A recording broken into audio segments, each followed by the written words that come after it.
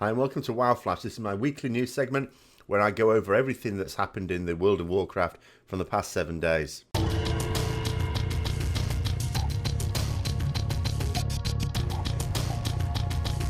So 7.2 has been released and we're back on the artifact power and rep grind.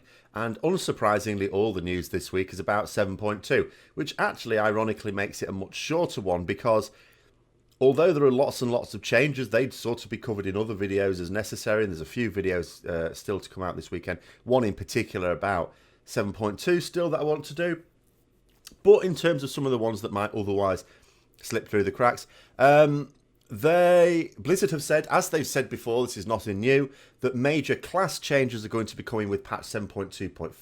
There have been a small number of class changes with 7.2. They always sort of say they don't want really major changes at this time because other aspects of the game change, and they don't want like two things to sort of interfere, I suppose, and create a huge disparity or anything like that. So the major class changes will be coming out then. They've already talked, for example, about the different rogue specs at length in terms of their plans for those and their way they see the class fantasy working there.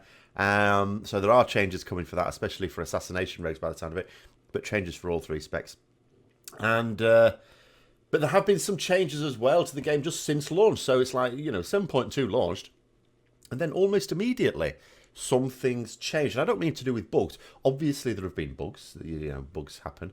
But just changes just in general. Like, they've reduced the amount of war supplies that are needed to complete the buildings on the Broken Shore.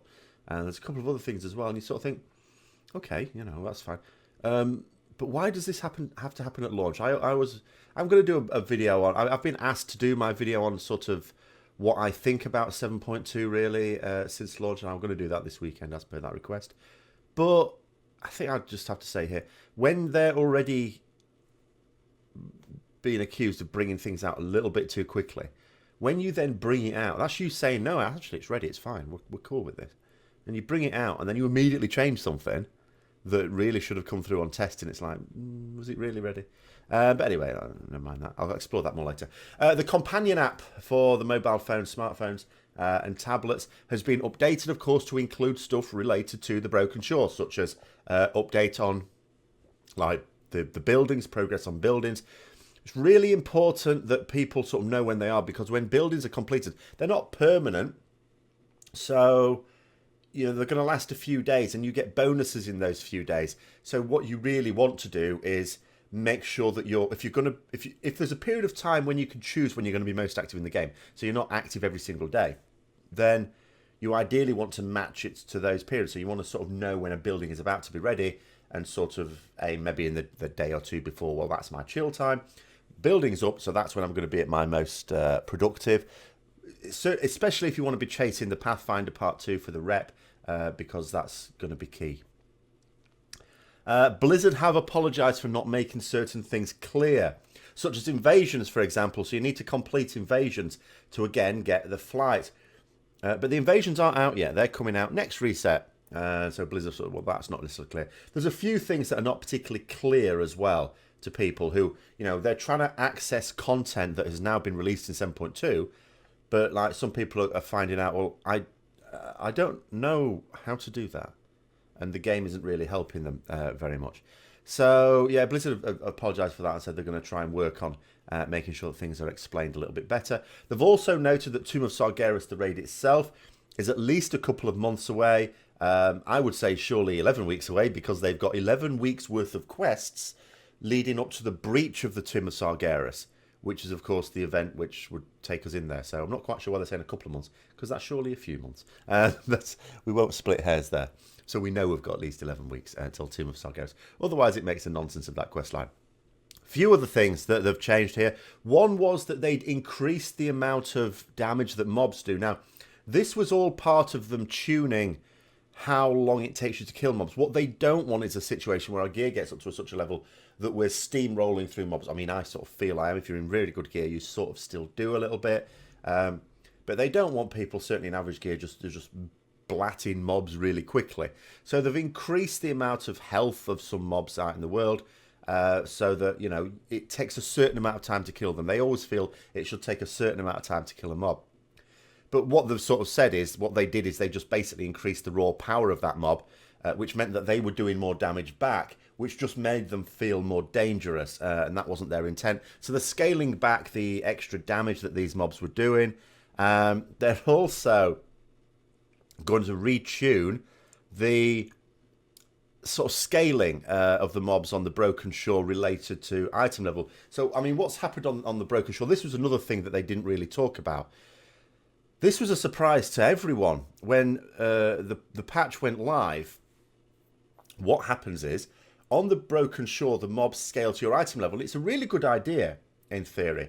So the idea is that if you're... Because the way this similar thing used to work on like Timeless Island and Jungle, I'm going to talk about this more tomorrow, but just really quickly, is freshly dinged characters who'd want to go there to get their step-up gear would find the mobs actually quite tough. It was a very dangerous place to be, but it was absolutely fine if you had decent gear already. So what they've done here is say, okay, you know, if you've got really decent gear, the mobs are still challenging. But if you've only just dinged, you've only just got to level 110, you've got crap gear, you can still go there and it's fine. You're okay. You've got the same level of difficulty because it scales to your item level. This was not obvious from the PTR testing. Why would it be? Because the people who have in live game really good gear would copy those same characters across, and you know, it would be of a certain difficulty. The only way you could ever possibly notice is if anyone copied a really well geared character and a really badly geared character. Well, most people are not going to do that. So Blizzard was sort of reliant on that, and what they said is they thought the fact that no one said anything during PTR was the fact that we were all cool with this and we're all fine with it. And it's like, no, because we didn't know, you didn't tell us. So they sort of now acknowledge, well, you know, they made a bit of a mistake there. They assumed we knew. I'm not quite sure how. Yeah, so they sort of said, you know, later on they didn't want to say early on, just in case people were just negative to the idea of it without testing it out. Fair enough. But they realised they should have said later on in the cycle.